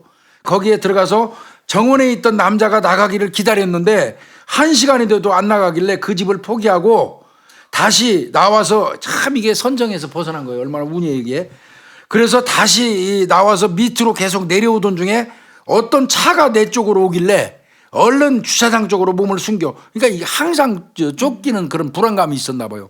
주차장 쪽으로 숨겨서 얼굴을 안 보이게 하고 다시 내려와서 처음 내 쪽으로 왔던 차가 나왔던 집을 범행 대상으로 결심했어요. 그래서 에어컨 후방을 밟고 넘어가서 현관으로 들어가려고 했는데 다시 처음에 내 옆을 스쳐갔던 차가 그 집으로 되돌아와서 본인은 창고로 들어가서 창고 창문을 넘어서 옆집으로 갔대요 또. 그러니까 몇 사람 집이 그 위기를 넘긴 거예요 그때. 그래서 그 집을 범행으로 하게 된 거예요. 참나. 갈 때는 주택 뒤쪽으로 넘어서 창문을 넘어서 이제 간 건데 살살 걸어서 건물 옆으로 해서 정문 앞에 다다르니까 아줌마가 나와서 현관문에서 우편문을 한 30분 살펴보고 있더라는 거예요. 그리고는 다시 집으로 들어가는 걸 확인하고 갤로퍼가 있고 정원수 등이 잘 가꿔진 정원을 살펴보고 현관문을 열고 들어가자 왼쪽에서 뭔가 하고 있던 아줌마를 칼로 옆에서 집에 또 누가 있냐 다그치고 건너방에 있는 화장실로 데려가서 망치로 내리쳐서 살해하고 뒷걸음치면서 나왔대요 그때. 살해하고 난 다음에 뒷걸음질을 치면서 나와가지고 걸레로 발자국을 닦았다는 거예요. 그리고 담을 넘어서 도주를 했다 이렇게 얘기하거든요. 이 자필 진술 제가 들으면서 느꼈던 건 시간 개념이 확실히 긴장 상태에 있다 보니까 더 길게 느껴졌던 것 같긴 해요. 1시간 정도는 저는 아니었을 거라고 생각하고 우편물도 본다라는 게 30분 정도로 이렇게 우편물을 놔서 그러니까 그거는 아닐 것 같아요. 네. 누가 어떤 분이 30분 우편물을 살펴봅니까? 그러니까 그만큼 이 사람한테는 이 기다리고 뭐 하는 시간 자체가 초긴장 상태였던 거죠. 길게 느껴졌던 것 같고 그래서 이 공간에서 너무 오래 있었던 거죠. 자기가 그러다 보니까 범행 후에 다른 첫 번째, 두 번째 사건보다 빨리 나온 거죠. 맞아요. 바로 즉시 나와버립니다. 네, 그러니까 시간 개념이 이 사람은 여기서 너무 오래 썼기 때문에 이 범행 자체가 우리 들어가서 살해하는 것뿐만이 범행 시간이 아니라 유영철한테는 범행을 탐색하고 들어가고 기다리고 하는 이 모든 시간이 범행 시간인 거예요. 근데 자기한테는 이 시간이 너무 많이 지금 초과돼요. 그렇잖아요. 첫 번째 집 갔다가 실패하고 나와서 걸어가다가 차 때문에 숨었다가 다시 그 집을 갔다 또 실패하고 그 옆집 넘어가서 한 사람 살해하고 즉시 나와버려요. 그게 왜냐하면 자기가 노출될 수 있다라는 상황에 대해서 이건 시간과 비례한다라는 걸 분명히 알고 맞네. 있다라는 거예요. 역시 그 프로파일러가 그 분석하는 게 다르네요. 나는 그것까지는 생각을 안 했네. 이렇게 읽어주시다가 드는 생각인 게 맞네. 그래서 그런 부분들이 확실히 자기가 인지를 하고 있고 이거는 인지를 못할 수도 있고 무의식에 아마 배어 있었던 부분이 많을 거예요. 그럴 수 있겠네요. 이건 시간 개념이. 그 부분은 역시 내가 유영철 상당히 연구 많이 했다고 생각했는데 그 부분은 내가 생각 못했네요. 네 번째 범행이 들어갑니다. 네, 근데 한 달이 텀이 생겨요. 네, 한 달 그 전에는 텀입니다. 3주 거의 2, 3주 가까이 그다음에 1주였다가 이 정도는 이제 한 달 정도. 그러니까 휴지기가 냉각기가. 네. 그러니까 여러분들 휴지기하고 냉각기는 혼용해서 같이 씁니다. 범죄학자들이. 이 안에 아마 어떤 변화들이 분명히 있었을 거예요. 유영철이 인지하지 못했던 변화들이 분명히 있었을 것 같은 생각이 들고요. 다시 아래에서 다시 해와 강북으로 넘어갑니다. 강남, 강북, 강남, 강북으로 가죠. 그러니까 장소가 강남 쪽에서 강북으로 바뀌고 시간이 한 달 정도 길어진 이유는 뭐냐면요. 이미 전자에 3건의 살인사건이 발생하니까 난리가 났어요. 네. 그리고 강남 쪽에 집중해서 경찰 경력이 배치되기 시작해요. 네. 수사가 개시되고 그 즈음에 걸어가는 유영철이의 뒷모습이 CCTV를 통해서 그 수배가 돼요. 네. 경계하기 시작합니다. 이때부터. 맞습니다. 그 이걸로 나중에 패턴이 바뀌는데 그 패턴을 바뀌기 전 마지막 범죄가 바로 맞습니다. 해화동에 있는 건데 예. 이건 좀 여담인데요. 저는 그때 이제 당시 없었는데 첫 번째 지역이 신사였잖아요. 예. 시옷. 그다음에 두 번째가 구기동이었잖아요. 기역. 그다음 세 번째가 삼성동 시옷. 해화동 히읗. 그래서 이게 자음이 그러니까 겹쳐지는 용케. 동을 가는 게 아니냐라고 해가지고 그런 것을 분석을 하고 거기 그거 사건들, 분석하죠. 네, 그런 사건들이 있어서 그 유사 지역에서 그런 유사 범죄가 있었는지 다들 수사를 하셨다고 하더라고요. 맞아요. 수사관들이 별걸 다 맞춰보고 네, 하거든요. 그래서 저 그 얘기 들었을 때 이걸 발견하신 수사관 분도 대단하다라는 생각을 했어요. 오직 그저 거기에 매달리다 보니까 연관관계, 공통점 이런 걸 찾다 보면 수사관들이 어떤데 말도 안 되는 소리를 해요. 잠깐 이제 그 쉬어가는 시간으로 제가 뭐 하나 얘기할게요. 살인사건 수사본부를 차려놓고 나면 아침에 이제 수사본부 쫙 앉아 있어요. 저 같은 경우는 수사회의를 이제 주재할 때 저쪽 막내 수사관부터 본인 의견 얘기해봐. 그 얘기하면 이제 막내부터 시켜요. 대신 막내가 말도 안 되는 소리를 해도 베테랑 형사들이라고 그래서 거기서 야지 놓거나 야유 보내거나 그러면 안 된다 하고 얘기는 사전에 하죠. 그러니까 막내한테 시켜서 막내 의견 쫙 듣고 해요. 차례대로 쭉 의견을 듣는데 꾸벅꾸벅 졸고 있던 이제 형사가 자기 차례 딱 됐는데 의견 얘기해봐 하면 말도 안 되는 소리예요. 어제 범인을 봤다는 거야. 우린 범인 윤곽도 모르는데. 그러면서 범인이 키가 한 170 정도 되고 뚱뚱하고 눈이 쫙 찢어 있고 뭐 스포츠 머리고 막 쫙 읊어요. 청바지 청자켓을 입고 있고 벙 찌는 거지 이제 모든 형사들이. 아니 범인 어떻게 그 인상착의를 그렇게 아냐? 꿈에서 봤다고요. 다 웃죠 허탈하게. 그렇지만 그래도 그 사람에 대해서 뭐라 하고 안 합니다. 그 사람이 꿈에서 그 범인을 그릴 정도면 그 사건에 얼마나 매몰되어 있고 집중하는지를 보여주잖아요. 사실 수사회의 하다 보면요 꿈에서 본 범인 얘기를 엄청나게 많이 해요 형사들이. 그런데 또 웃기는 거는 범인을 검거하고 나서 대조를 해보면 그놈하고 비슷한 놈이 잡혀요. 또 웃겨요 이게. 이런 경우도 왕왕 있어요. 뭐 여담으로 제가 넘어가면서 이 얘기를 좀 했는데 참 이 수사하는 과정에서 형사들이 추리하고 생각하는 거는 지난합니다. 근데 네. 이거를 놓치면 안 되는 게요. 우리는 범죄자들이 합리적인 사람이 아니고 이성적인 사람이 아니라는 걸 알기 때문에 어느 가능성도 얘네들은 게임이라고 생각하는 경우도 있기 때문에 어떤 가능성도 다 열어놓는 거예요. 여담으로 나중에 들었을 때는 웃을 수 있지만 저희 때는 이런 생각을 할 수 있는 범죄자일 수도 있어 라는 그렇죠. 생각을 하거든요. 네. 그래서 그런 여러 방면으로 수사를 하는데 그때 기억이 선배님들이 얘기를 하면서 야 우리가 생각해도 웃겼지만 참 대단했어 이런 얘기를 하셔서 기억이 나서 말씀드렸어요. 그러니까 저는 이제 그 얘기도 하고 싶은 거예요. 프로파일러들은 일정한 근거를 가지고 범인의 모양을 그리잖아요. 그런데 그 형사도 프로파일러 전문 교육은 받지 않았지만 자기가 가지고 있던 수사 노하우로 범인을 그린 거예요. 네. 머릿속에. 그랬기 때문에 그 사람 꿈에 그 사람이 떠드는 모양의 범인이 나타났던 거예요. 맞아요. 그러니까 그것도 일종의 프로파일이라는 거죠. 네. 프로파일이라는 명칭을 붙일 수 없지만 프로파일이라는 거예요. 제가 그 얘기하고 싶어서 얘기한 거예요. 자 이제 그 부유층 노인 관련된 거 마지막 사건입니다. 이 사건. 이게 이제 아까 히읗 받침이죠. 네, 해화동입니다. 예, 해화동입니다. 이거는 조금 전에 유니 프로파일러가 얘기한 것처럼 한 달 걸려요. 네. 2003년 11월 18일 오전 11시입니다. 오전 11시에 서울 종로구 해화동 소재 부근에 있는 해화성당입니다. 네, 교회. 역시 교회는 이제 벗어났어요. 해화성당이 위치해 있는 동네입니다. 거기 단독주택입니다. 역시 똑같습니다. 세무장갑 끼고 그 단독주택의 뒤편에 있는 가스배관 타고 침입합니다. 원래 유영철이가 도둑놈입니다.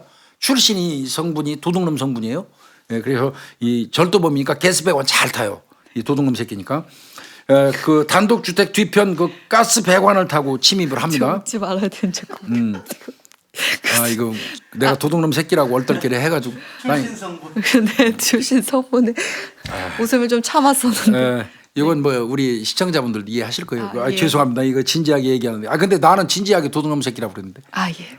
하여튼 이 도둑놈 새끼다 보니까 가스 배관을 잘 타요. 그래서 단독주택 뒤편에 있는 가스 배관을 타고 침입을 해가지고 역시 똑같아요. 정원에서 동태 살펴요. 그리고 사람이 있는 거 확인해요. 그래서 얘는 사람 없으면 안 들어가요. 사람이 있는 걸 확인하고 또 다음 차례 뭡니까? 코팅 목장갑 갈아 끼고 또 다음 단계 뭐예요? 흉기 드는 거죠. 흉기 들고 또 다음 단계 현관문 열어요.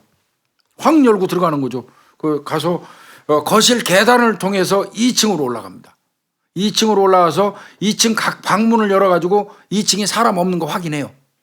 그리고 아까 얘기한 거 그 똑같은 패턴입니다. 계단 타고 내려오다가 딱 마주친 사람이 하나 있어요. 그 사람이 정말 그 안타깝습니다. 파출부예요. 네. 파출부 53살 먹은 배모 여인이에요. 그 사람 목에 흉기 들이대죠. 그리고 안방으로 끌고 갑니다.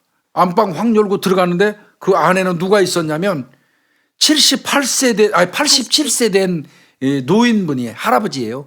안방 침대에 누워 있는 겁니다. 허리가 많이 아팠다고. 네. 예. 그래서 이분이 놀래가지고 벌떡 일어났겠죠. 그러니까 그냥 바로 그 노인을 둔기 꺼내가지고 머리를 때려서 쓰러뜨리죠.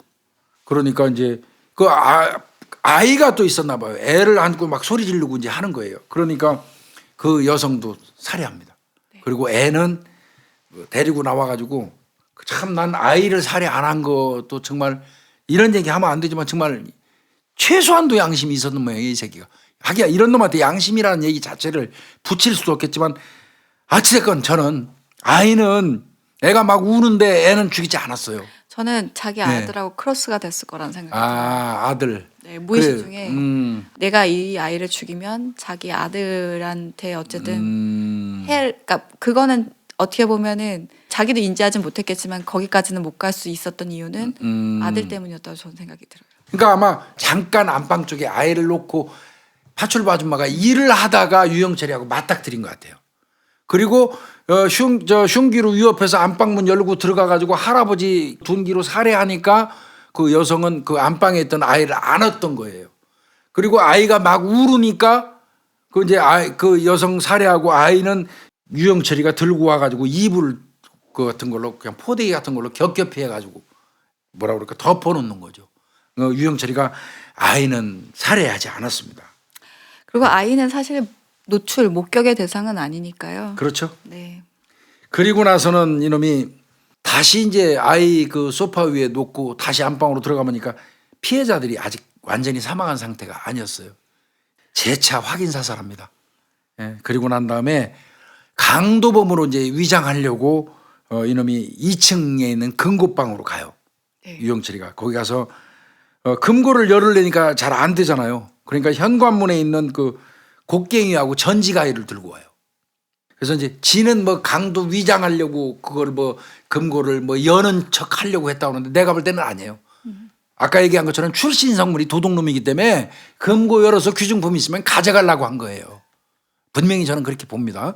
그런데 이제 하여튼 곡괭이하고 전지가위고 가지고 와서 금고 틈에 넣어가지고 이렇게 좀 어떻게 열어보려고 했는데 이게 잘 안 열린 것 같아요. 그 과정에서 그 유영철이가 오른쪽 손가락 마디 부분을 크게 다칩니다. 이 전지가위 있잖아요. 네, 이렇게 그 나무 자르는 잘라는 그 틈에다 넣어놓고 이제 이렇게 비틀다가 오른쪽 그 가운데 손가락인데 마디 부분을 엄청 크게 다쳐갖고 피가 막 떨어집니다. 거기에. 그러니까 이놈이 2층 수납장에 있는 그 스카치 테이프 꺼내가지고 휴지를 붙이고 스카치 테이프로 붙여서 지혈을 해요. 피가 엄청 많이 났던 것 같아요. 그리고 난 다음에 가만히 생각하니까 피가 많이 떨어졌잖아요. 네. 그러면 그 검거될 수 있잖아. DNA. DNA가. 그러니까 불 지르기로 마음을 먹습니다. 방어하기로. 그래서 이제 이놈이 불을 지르기 맘먹고 1층 안방으로 먼저 내려오죠. 사람이 죽어 있는 두 군데. 네. 거기다가 신문지 이제 2층에서 갖고 내려온 거 신문지하고 옷가지에다가 불을 붙여서 죽은 사람들 그 머리맡에 놓죠. 라이터 갖다가 켜가지고 불을 붙이고 또 2층 금고 있는 데로 올라가고 거기도 신문지 여기저기 뿌리고 거기다 라이터로 불을 붙여요. 그 다음에 이제 도주를 하게 되는데 그 바람에 이 두 사람 살해되고 그 집은 좀 불이 났는데 근데 공교롭게도 불이 생각보다 크게 나진 않았어요. 원래 인화물질이 없게 되면은 바로 인화물질이 없었기 때문에 아마 타다가 그거에 됐을 거고 아마 그 가구라든지 이런 부분들이 좀 사시는 분들이다 보니까 그 뭐 튼튼했던 것 네, 그런 것 같아요. 그리고 뭐 여러분들 잘 아시겠지만 커튼 같은 것도 방염 처리돼 있어요. 네. 고급 주택 같은 데는 커튼이라든지 벽지도 방염 처리돼 있어가지고 불이 잘 안 붙습니다. 그리고 약간 급했을 것 같아요. 자기다. 허겁지겁했죠. 네. 예. 그러다 보니까 그것도 뭐 모아놓고 하는 그런 과정들이 그리고 제가 봤을 땐 방화범은 아닌 것 같아요. 그러니까 방화를 해봤었던 경험이 거의 없는 것 같아요. 예. 그러다 보니까 이 생각은 해봤지 실행을 안 해봤기 때문에 어느 정도까지 해야 소외되는지 분명히 인지를 몰랐었던 것 같아요. 정남규 같은 경우는 방화를 하더라도 자기가 범행에 방화를 하지만 그 전에도 자기 집을 태워본다거나 방화에 대한 경력이 있어요. 전력이 있어요. 근데 제가 봤을 때 유영철은 그런 전력이 거의 없을 거라고. 그러니까 방화 전력은 없는 거라는 네. 거죠. 실제로 자기가 자그마한 불은 내볼 수 있겠지만 어느 정도 이런 큰 방화라든지 이런 불과는 친한 사람은 아니었던 것 같아요. 그러니까 뭐 그런 실수가 있었던 것 같은데 이것도 자필 진술서 내용 좀 약간 길지만 읽을게요. 네. 내가 이거 자필 진술서 어렵게 구해서 정말 어렵게 구했습니다. 제가 이거 몇 주 동안 이거 진짜 준비한 거거든요. 근데 진짜 교수님 이거 엄청 어렵게 구하셨을 거라는 게 전 한 번도 자필지 순서를 본 적이 없어요. 저도 프로파일러로 있으면서. 아마 대한민국에서 자필 진술서를 우리 방송을 통해서 나가는 건 아마 대한민국 최초로 겁니다. 네. 예. 내가 자필 진술서를 저 어렵게 구해서 읽는데 또 거기에 우리 그 유니 프로파일러가 딱딱 그 분석을 해주니까 내가 아까 미처 느끼지 못했던 거 이런 것도 나도 또 배우게 돼서 좋네요 이게. 읽을게요. 자, 마지막 사건은 해화동 사건입니다. 2003년 11월경 해화역에서 내렸답니다. 해화역에서 내려갖고 주택을 물색하던 중에 파출소 근처가 오히려 안심이 될까 싶어서 그러니까 이제 그 참 등잔 밑이 어둡다는 생각을 한 것 같아요. 파출소 뒤편으로 400m 정도 올라갔답니다. 올라가서 오른쪽 골목으로 들어가 가지고 주택을 발견했는데 대문이 엄청 높고 마땅히 들어갈 수 있는 방법이 없어서 뒤쪽으로 들어가 보려고 했는데 외곽 성처럼 보이는 얘가 이렇게 표현했어요. 외곽 성처럼 보이는 웅장한 건물을 걸어 올라가 적당한 위치를 찾는데 중간쯤에 수의실이 보이는 건물이 있어서 경계하였으나 그분이 책 같은 걸 펴놓고 주무시는 것 같아서 옆으로 가니까 토끼들이 있는 장과 창고 비슷한 게 몇 개 보였고 그 바로 옆으로 철도망을 그 적정히 벌려가지고 그 주택 2층부터 가스배관을 타고 천천히 내려갔다는 거예요. 그러니까 앞쪽은 이렇게 낮은 거니까 여기서 보면 높은 집이죠. 뒤로 돌아가니까 높은 쪽인 거예요. 그러니까 거꾸로 거기에서 올라가서 배관을 타고 2층에서 거꾸로 내려온 겁니다. 그래서 다시 내려와서 2층부터 가스 배관으로 천천히 내려가는데 옆집에서 큰 개가 계속 짖더니 잠시 후 잠잠한 틈을 따서 천천히 또 내려갔대요. 그래서 그 주택 정원 1층 거실에서 거실로 보이는 곳을 유심히 보니까 인기척이 없어서 정원을 돌아서 1층 방에서 남자 소리가 났고 현관문으로 바로 들어가서 부엌 쪽에서 무슨 소리가 들려서 2층으로 바로 올라가 인기척이 있나 없나 확인하고 다시 1층으로 내려오는데 주방에서 아줌마가 나오다가 나를 보고 누군데 2층에서 내려오냐면서 언제 들어왔냐고 그러길래 칼로 위협하여 안방으로 안내해라. 그래서 남자가 있는 방이 어디냐고 해서 함께 가보니까 노인이 조그만 침대에 누워 있었다. 그래서 할아버지가 일어나려고 하길래 바로 가방에서 망치를 꺼내서 할아버지 머리를 내리치니까 기절했고 아줌마가 소리를 지르자 그만 조용히 하라고 하고 앉으라고 하며 위협한 다음에 바로 망치로 내리치려 했으나 아기를 안고 울길래 아기를 떼어내고 머리를 내리쳤으며 아기는 계속 울길래 소리가 안 들리게 옆 거실 소파 같은 곳에다 옮겨놓고 포대기 같은 것을 여러 겹 둘러놓고 다시 노인방으로 가서 신음하고 있는 노인과 아줌마를 몇 차례 더 망치로 가격하여 살해하고 옷가지로 신발 등 핏자국을 닦고 2층으로 올라가 할아버지 방에 있는 금고를 강도로 위장하기 위해서 열어보려고 했는데 장비가 마땅치가 않더라는 거예요. 그래서 1층 거실에 세워져 있는 골프채를 갖고 왔고 지하 주차장으로 내려가서 곡괭이하고 호미 전지 가지치기 하는 가위로 보이는 것 등 몇 가지를 더 가지고 올라가서 망치 등으로 내리쳐 열어보려고 했던 것처럼 하려고 했는데 그 과정에서 손이 다쳐서 피가 금고와 옆에 몇 방울 떨어지길래 2층 복도로 나와서 복도에 있는 수납장 같은 거를 뒤지니까 박스 테이프가 나와서 그걸 휴지와 테이프로 지혈을 시키고, 이게 이제 얘 말 그대로 적었기 때문에 이렇게 말이 막 이어지는 거예요. 증거인멸을 하기 위해서 방화를 결심하고 2층에 있는 신문지를 가지고 1층 노인방으로 가서 신문지와 옷가지 등에 불을 붙였고 바로 2층에 올라가서 금고 주변과 커튼 등의 신문 등을 이용해서 불을 붙이고 옷의 핏자국을 가리기 위해서 2층 중간에 있는 옷방으로 들어가서 행거에 걸려있는 검정 잠바로 위장하고 정문으로 천천히 나왔으며, 여기서부터 웃겨요.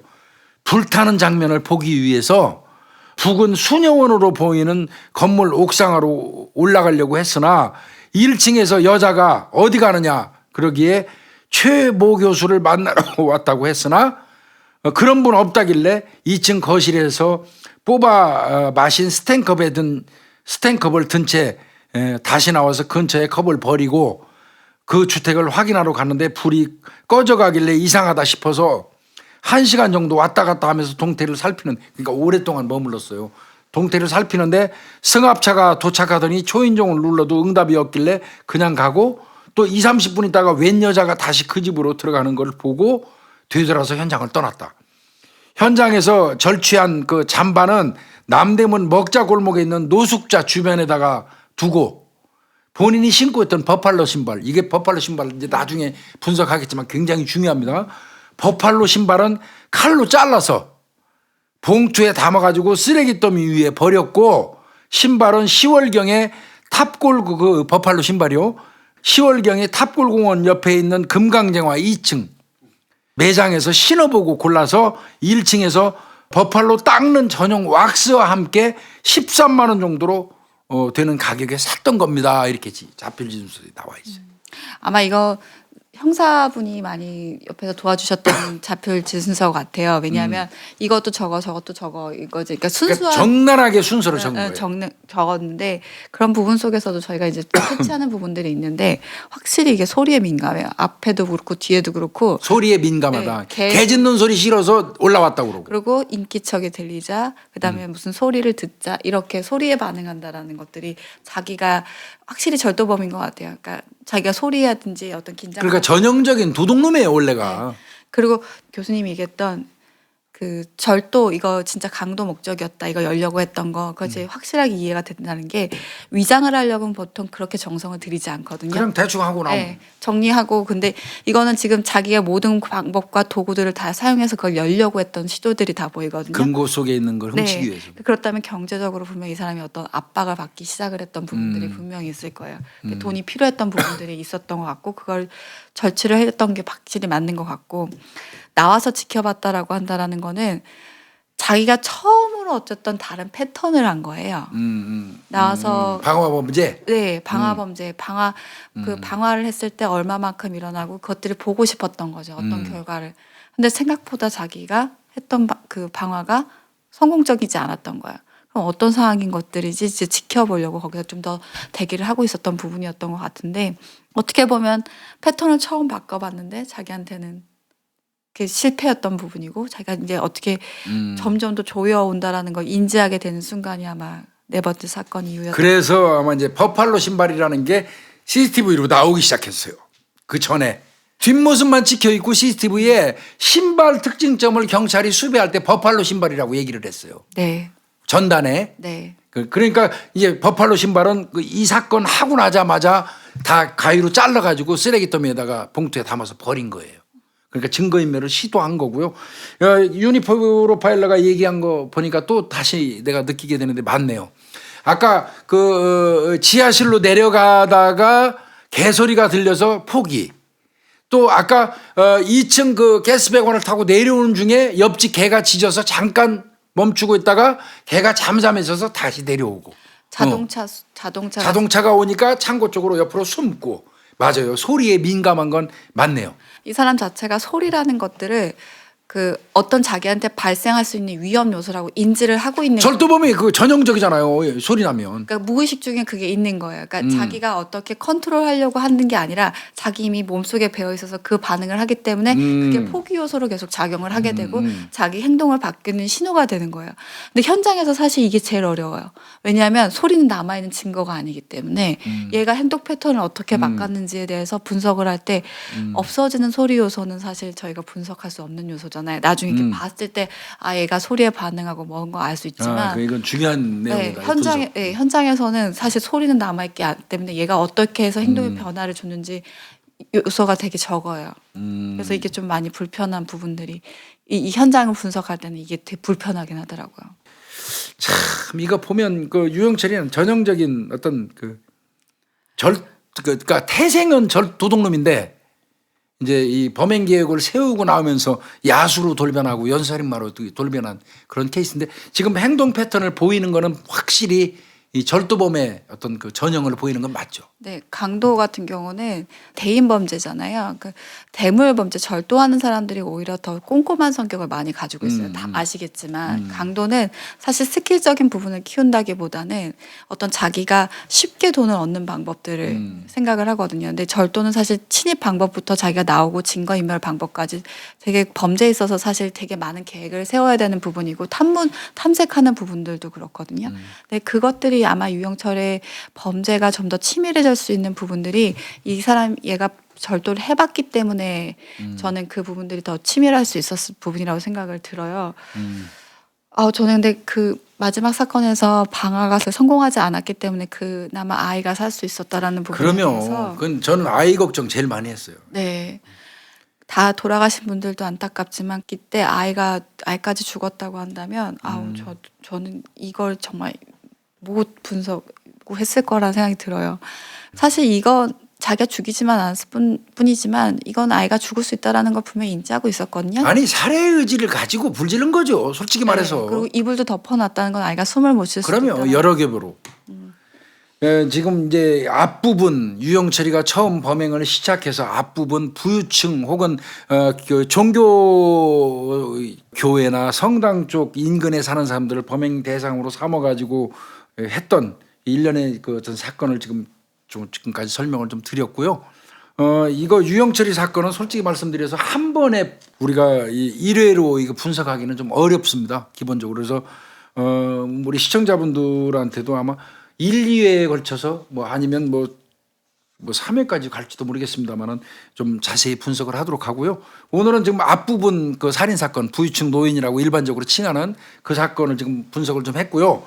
그 직전에 이제 요 살해 사건 말고 자범 사건, 공문서 위조하고 갈취 사건이 그거는 나중에 가시는 게 나을 것 같아요. 왜냐하면 그거 사건하고 같이 연관돼서 사실은 전 두 번째 사건하고 이게 수법적으로 연결돼 있다고 생각이 되거든요. 그러면 그 부분은 나중에 좀 가는 걸로 알고. 아쉽지만 일부는 여기서 그렇게 하는 게 사건을 분석할 때가 더 나을 것 같은데요. 저는 많은 사건들도 그렇지만 조두순 사건 때도 그렇고 유영철 사건 때가 확실히 오는 게 되게 많은 것 같아요. 근데 유영철 사건은 이제 더 많이 분석을 하겠지만 유영철 사건에 있어서 저는 키포인트는 왜 절도범이 그래도 강간범까지였지만 살인으로 바로 뭔가 연쇄 살인을 자기가 하는 그 살인의 이제 목적이 정확하게 드러나거든요. 왜 갔는지에 대한 동기라든지 그리고 나중에 이 수법이 바뀔 때 이 사람의 어떤 심리적 변화가 있거든요. 그런 부분들이 사실 유영철을 사건을 보는데 저는 키포인트라고 생각이 들어요. 어떤 수법이라는 부분은 크게 많이 변하진 않고 수법은 거의 같아요. 지금 패턴이. 네. 그리고 그런 거지만 이 유영철 자체가 어떤 심적인 변화라든지 어떤 변화가 있기 때문에 범죄를 살인을 시작하게 되고 그 살인의 패턴을 바꿔가고 그다음에 나중에 잡혔을 때 자기가 사람들을 향해서 자기 범죄를 어떻게 합리화하는지 사실 이런 부분이 저는 유영철한테 되게 중요한 부분이라고 생각하고 우리나라 범죄사 부분에 왜 사이코패스라는 걸 지금 저희는 너무나 당연하게 생각하는데 유영철이 그 사건 때 이후로부터 사이코패스라는 개념이 많이 등장하게 되거든요. 사실 심리적 냉각기도 되게 짧아요. 그리고 들쑥날쑥해요.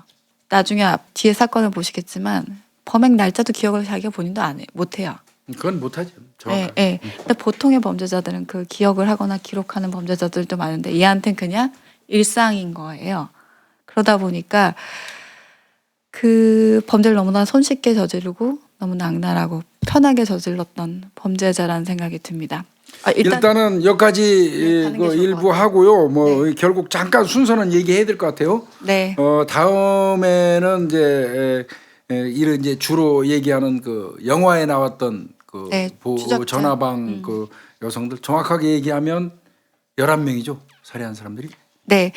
주택가가 8명이고요. 나중에 그 황학동에서 우리가 알고 있는 사건. 그건 빼고. 네, 그건 그거 빼고. 한 명이고 그다음에 이제 그 율락 쪽 율락이라고 관련된- 얘기하기는 그렇고요. 그렇죠. 네, 여성분들을 살해. 안마사 네. 그분이 11명입니다. 그래서 총 20명이 되는 거거든요. 그러니까 이제 다음 시간에는 이제 그 부분들을 대상으로 한 그 어떤 범행, 그다음에 그 당시의 어떤 심리 상태 얘기하고, 그리고 유영철이는 또 나눠야 될 게 있어요. 범행 동기 다시 한번 프로파일을 해봐야 되고요. 네. 그다음에 유영철이가 검거됐다가 도주했다가 다시 재검거되거든요. 네. 그런 그 과정 이런 거 등등도 해야 돼요. 그다음에 유영철의 그 피해 가족들 그리고 유족들이 어떻게 살게 되고 어떤 부분들이 또 상처로 남아 있게 되는지 사회에 그런 부분들도 짚어야 되는 부분인 것 같고요. 정말 제가 율락 여성이라든지 이런 표현을 쓰는 것들에 대해서는 다시 한번 사과를 드리고요. 나중에 이런 부분들에 대해서는 뭐 피해 여성이라든지 어떤 단어를 저희가 지금 알려져 있는 부분으로 얘기했긴 했지만 좀 더 다른 표현으로 쓰는 방법을 하도록 하겠습니다. 그래서 오늘 유영철 1부는 여기서 마치도록 하고요. 2부 때 다시 찾아뵙도록 하겠습니다.